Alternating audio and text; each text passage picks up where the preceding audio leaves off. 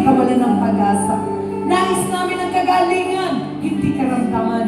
Nais namin ang pagpapalaya, hindi ang tanikala. Father, sa oras na ito, let us help us to think about eternity. Na kung paano na seryoso ang buhay sa mundo nito, ganun din, maging seryoso kami sa pananampalatayang itinuro mo sa amin.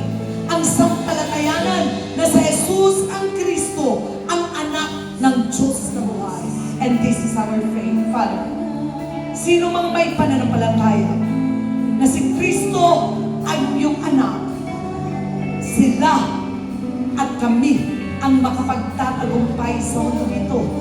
Sino man na may pagtuo sa ngalang Jesus, pagtuo na siya ang Kristo, at anak mo ay mabubuhay magpakailanman, and that is our faith. Father, mapuno kami ng pag-asa, mapuno kami ng laman ng aming Panginoon Jesus, mapuno kami ng dugo ng aming Panginoon Jesus, ang kasiglahan sa pananampalataya, O Diyos, ang pag-asa sa buhay na walang hanggan, sa pag-asa sa muling pagkabuhay, ang aming takbuhin, O Diyos, maranasan